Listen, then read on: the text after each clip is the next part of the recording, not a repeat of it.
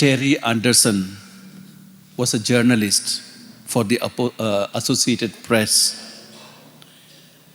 He was in Lebanon to do some reporting on the conflict between Israel and Lebanon. But one day he was taken hostage and kept in Lebanon for 7 years, blindfolded almost all of the time. Anderson described his experience in this way: deepest darkness, fumbling, uncertainties are frightening. More frightening is the darkness of the mind, when outside light makes no impression and inner lights go dim.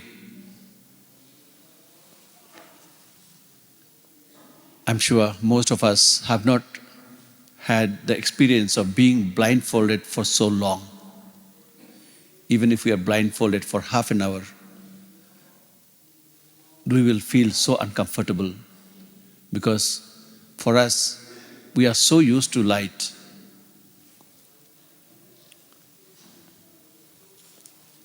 I'm sure you know, you have heard that poet or poem, "Lead kindly light amid the encircling gloom. Lead thou me on. The night is dark and I am far from home. Lead thou me on. Keep thou my feet. I do not ask to see the distant scene. One step enough for me."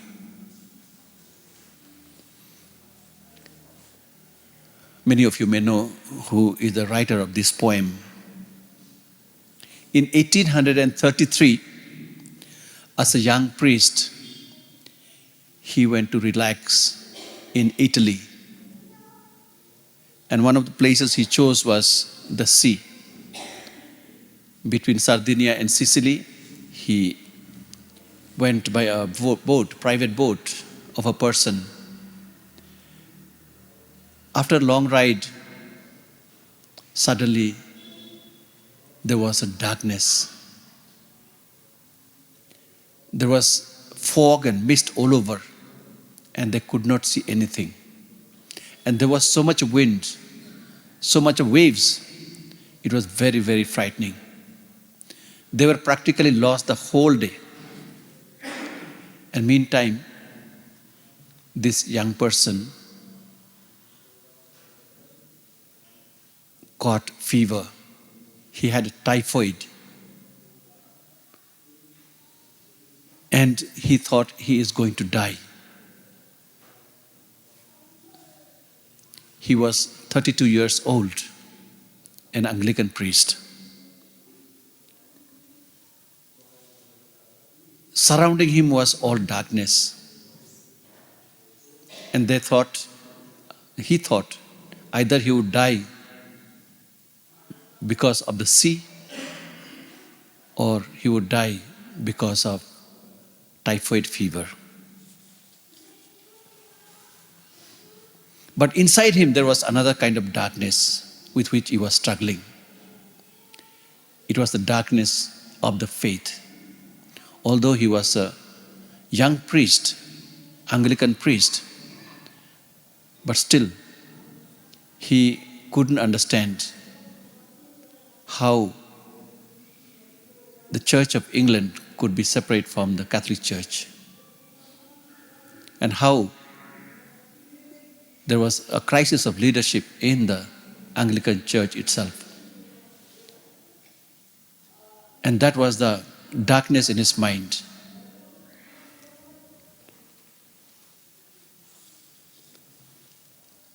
But this darkness, after some time, it gave way to light.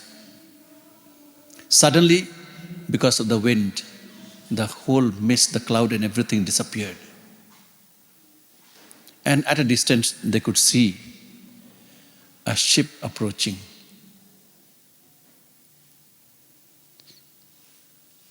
This song was written during that time. Lead kindly light amid the encircling gloom. He composed it, but he wrote it later. The ship that was carrying oranges came close by, and they were able to get into the boat and be rescued. Well, this person, this Anglican priest, became, after 12 years of reflection, he became a Catholic, a priest, a bishop, and a cardinal, famous John Henry Newman. His prayer was genuine, seeking the light more than ordinary light. He was seeking for inner light. And God heard his prayer, and he was in the light. Being in the Catholic Church, he was so happy. Today we almost consider him as a saint.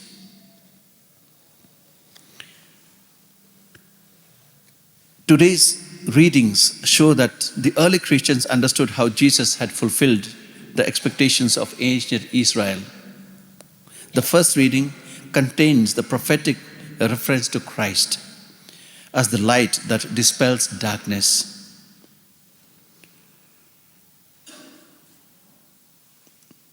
Matthew, who wanted his readers to recognize that light of which Isaiah spoke, he quotes very well that passage.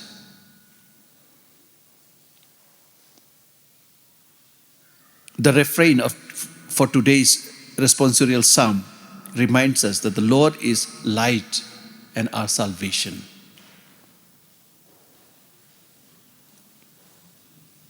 The land of Naphtali and Zebulun, they were actually on the other side of, or eastern side, northern side and western side, northern and the southern side of the Sea of Galilee. It was the land where a lot of villages were there, but these villages were consisting both of the Jews as well as of Gentiles. But Jesus was in the place of the Gentiles, close to the shore of the sea. And he began to preach repentance to the people. He did not preach only for the Jews. He preached both for the Jews as well as for the Gentiles.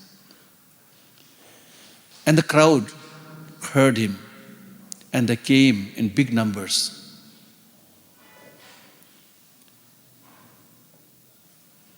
They knew that Jesus was the fulfillment of that prophecy of Isaiah.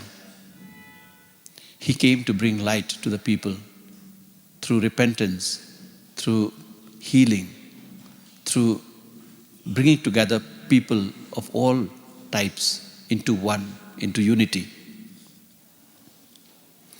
The second reading today advises the Corinthians to live as children of the light by avoiding all sorts of division.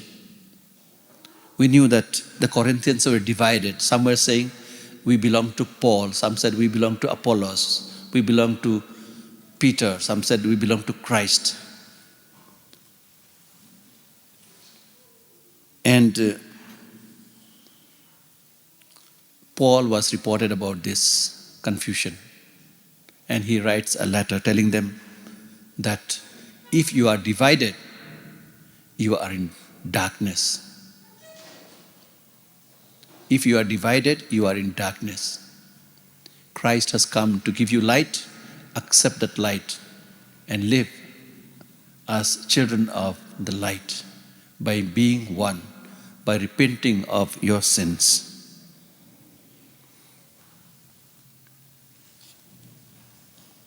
Saint Matthew, who was writing for the Jews, knew exactly among the early Christians there were some divisions cropping up because the Jews were not able to accept the Gentiles. And he knew that the moment this kind of divisions come, then the church is not going to progress anywhere. That's why he brings about this unity that existed at the time Jesus was preaching to the people. In order to experience that unity, we need to have repentance. Inside us, there is a lot of kind of mentality that divides people from people. Automatically, we have the tendency to build walls, to understand different people in different types of categories. We have all kinds of prejudices. And it is the repentance that removes all kinds of this kind of divisions, and then the tendency to build walls among people. Today, the greatest sin in our country is division. It's not only the politicians who are trying to divide, sometimes we Christians also are trying to divide. Not only among different denominations, but also within the church also we have so many kinds of divisions. What Christ wants all of us is that we refrain from seeing different categories of people. We must just see all Christians and the whole human race as children of God. That is what is meant by repentance.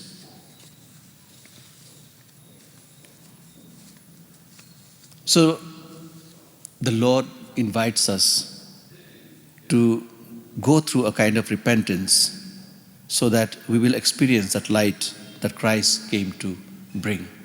We will experience the darkness of division, of sin, gradually disappearing from our lives. Living in the light, that is the promise that God gave to us when He promised the Messiah for us. We, all of us, are fortunate people because we are living at a time of the Messiah, Messianic times. And we know what is the prophecy of Isaiah regarding the Messianic times. The lion and the lamb will live together. The swords and other instruments of war will be reduced to something different, which will be used for the benefit, the development of people, and so many things. And that is what we are called to be. When Jesus called the apostles, He wanted all the apostles to become the fishers of men. Fishers of men, meaning bringing them all to the kingdom of God, where there is no darkness, where there is no division, where there is no categorization, but all live as children of the light, where there is no rich, no poor, but because we live helping one another, everything becomes practically equal. We live by love. We live by concern for one another, sensitive to one another. We do everything that is required in the society. So this is the good news that Jesus came to preach. Good news is not just words. It is something that we bring about through our actions, through our words, in the communities where we live, in the families with whom we live. So this is the good news that Jesus wants us to carry. How do we carry this good news? We come to Mass. We hear the Word of God. We hear God's invitation, Jesus' invitation for repentance and to belong to Kingdom of God. We go back to our homes. Do we remain same or do we make any difference? When we go back, definitely people should experience that kind of difference, which transforms lights into darkness into light, which transforms division into unity, which transformed hatred into love, which it transforms indifference into concern and care for one another. So this is the call that we have received, just like the call of the disciples. So every one of us are called by God, both individually and as the church members, to be His disciples, to be carriers of this good news to the people around us. So the mission of preaching and teaching and healing, which Jesus began in Galilee, is now the responsibility of each one of us. So what is that healing? What is that teaching and preaching that Jesus wants us to do? We receive the sacrament. Sacrament is the means by which show that we are responding to what Jesus has called us to do. So we have the sacrament of baptism and confirmation, through which we enter into that by repenting, by accepting the will of God for us, and then being part of the mission of Christ. There are also other sacraments which actually help us further in order to perform or in order to be disciples of Christ. They give us spiritual strength so that we will continue the mission that we have accepted by being Christians. Secondly, proclaimers of the word. We, all of us, have become proclaimers of good news of the kingdom. When we receive the sacraments, sacrament especially of confirmation, we are sent forth to proclaim the good news of the kingdom and to defend our faith. Faith in God, faith in Christ. Each of us Christians has received a unique call to preach the good news of God's love, mercy, forgiveness, and salvation through our daily life. This call challenges us to rebuild our life, our homes, our communities, in justice, in unity, in peace, which Jesus Himself proclaimed.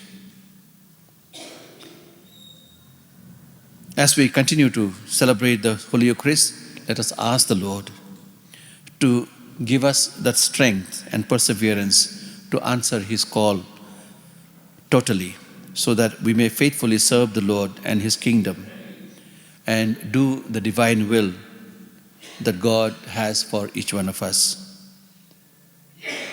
Let us pray for each one of us. Let us pray for our families, our communities, our societies, and especially for our country. Amen.